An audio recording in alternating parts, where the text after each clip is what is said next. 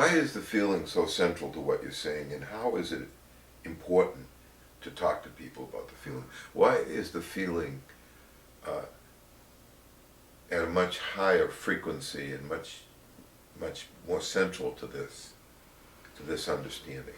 That's such a great question. I learned through the feeling. So it started with me, that I experienced the power of that in a profound way and in a practical way. The feeling soothed my intellect, it quietened my intellect, and it allowed me to open the door to my own wisdom. And I think that's wonderful when it starts with you, whatever your experience is, because then you can speak from what you've experienced yourself. And also that I experienced the feeling with Sid. His words disturbed me. They really disturbed me. But it was the feeling he lived in himself, his simple enjoyment of life, because of how I had known him before, that he wasn't like that. He was a completely different person before. He didn't enjoy life like he did after he had his epiphany. And so I saw that before and after change with Sid, and I knew it was a direct result because of these principles he'd uncovered. And so to see a man who had been insecure and had very little enjoyment in life embrace life and love people was what showcased the potential for me. And so I loved to be with him, so long as he didn't talk about this. And then as time went on, I wasn't wise enough to use that with my own husband. I talked at my husband, and I talked at my children, and there was less of a feeling. That's not to say, that was all the time, but a lot of how I tried to share with my family was by talk. And finally wised up to that when Sid point blank said, Elsie, you should really listen to Ken. He has a lot of wisdom. And that kind of shocked me as well. But the feeling again started to come alive in my family when I heard that. When I heard that not only Ken has wisdom, but our children have wisdom. I started to pull back from teaching and started to just enjoy them as little people and Ken.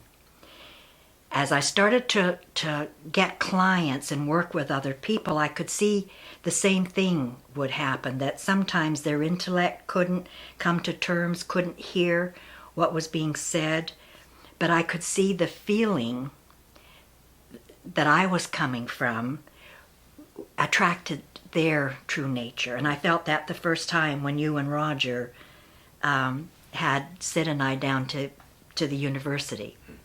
And that after 5 or 10 minutes of not knowing exactly what to say or how to present what I wanted to share, I shared my only insight that I'd had up to that point about thought creates feeling. And I went home.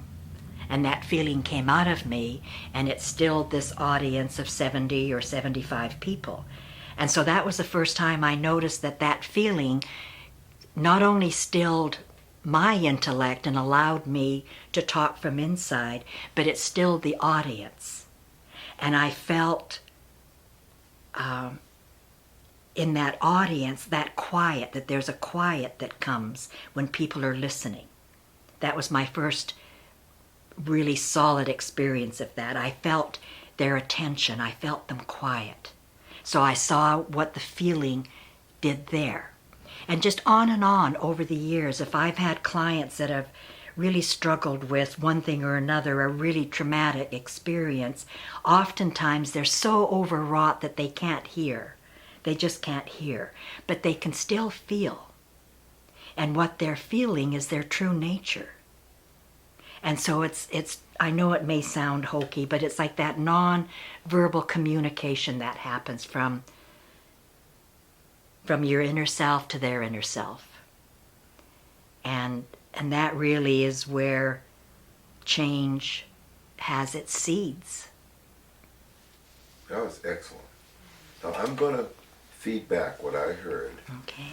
to see if there's anything else that comes to mind when I say it. Doesn't have to be anything, but in case there is. What I heard, which was new to me completely, I never really thought of it this way, is that there's two things you were saying about feelings.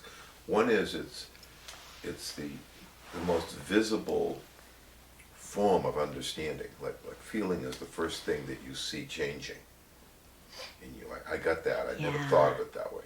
So you're listening, and then the feeling is the first indication that something's happening. You know, not necessarily an insight or an intellectual thing, but the feeling tells you, whoa, there's something happening here, something's changing here. And the other thing that you said that was very powerful is that the feeling is a vehicle for change. In other words, when you're talking to people, the feeling that you have is a change vehicle. It draws the person out, it draws them in, it calms them down, and it sets the stage.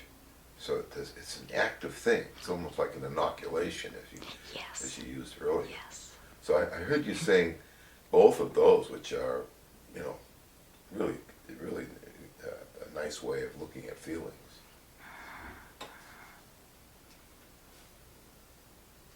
Well, the only thing I would add is that it simplifies our work. It simplifies our service.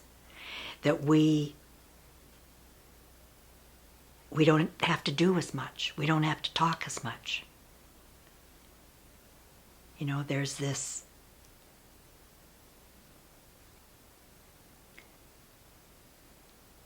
something else at work behind life that's communicating without words.